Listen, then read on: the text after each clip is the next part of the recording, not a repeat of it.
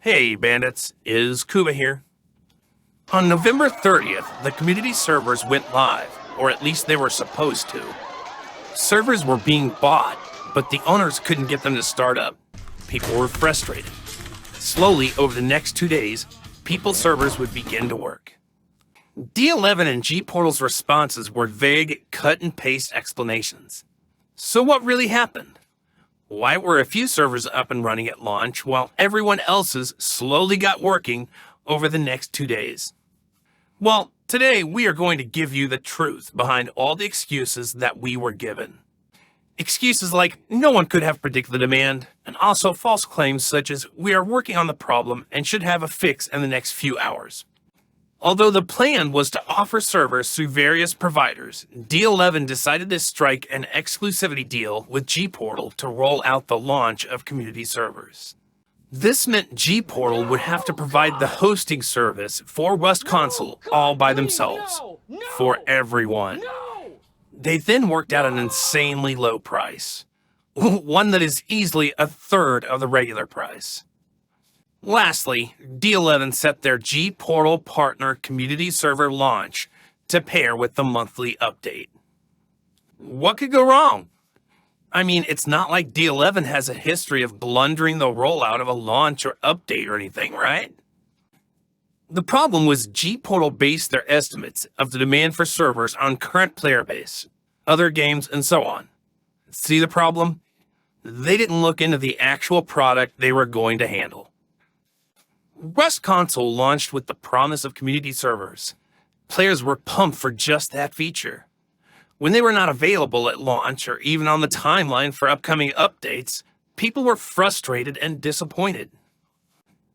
Shortly after the game's launch, player base began to dwindle. Some servers thinned out or were removed altogether, but the game went on. Many of the players that left because of the lack of community servers.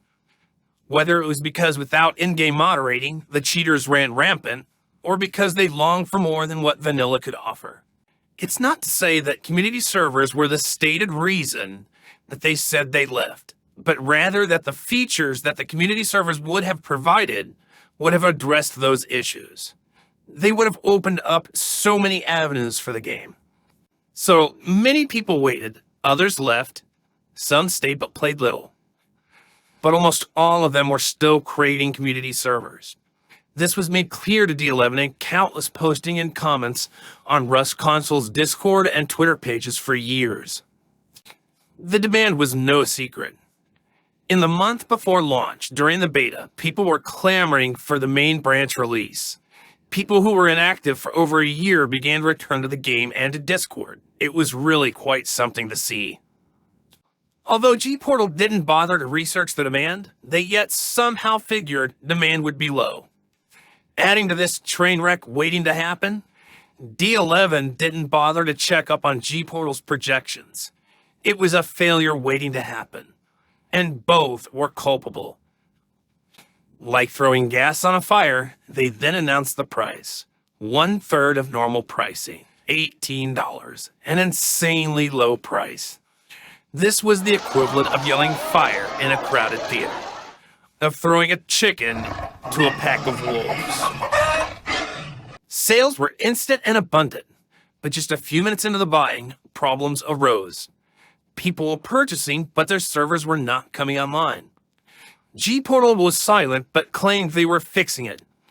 D11 pointed to G-Portal and said it would be resolved shortly. Yet the day went on with no fix. D11 and G-Portal both claimed they would have it all fixed in a few hours several times. The next morning came, but no fix. The first handful of people to purchase had their servers up and running. However, the other 80% of buyers were still in limbo. Where was this fix? Behind the scenes, G-Portal did not have anywhere near the physical equipment they needed to offer the servers they had just sold. There was no error. There was no fix they were working on. It was simply poor management. Servers had to be bought and built and set up, which is why slowly over the following 2 days, people got access to the servers they had purchased. Crazy, right? The company whose sole function is to provide the servers didn't have servers. That's like Subway making a deal to provide the food for the Super Bowl and only showing up with a dozen sandwiches. All of this created a travesty of a rollout and gave a handful of servers a 1 to 2 day head start above everyone else. So when you see D11 and G-Portal claiming the demand was unpredictable and could not have been foreseen, understand that this is just PR. When they said on the 30th that they were working on a fix and it should be ready in a few hours, what they meant was G-Portal was building servers and it might be a day or two. This was predictable. This was preventable. This is what we have come to expect from D11. But now we need to expect this from its partners too? I mean no offense, but the people at D11 really need structure. I mean, every launch, release, and update they roll out is like Lord of the Flies. At some point, something has to give. With that said, I hope everyone is enjoying their new servers, and I can't wait to see the mayhem and adventures they bring. From your bud is Kuba. Play confident, play smart, play Rust.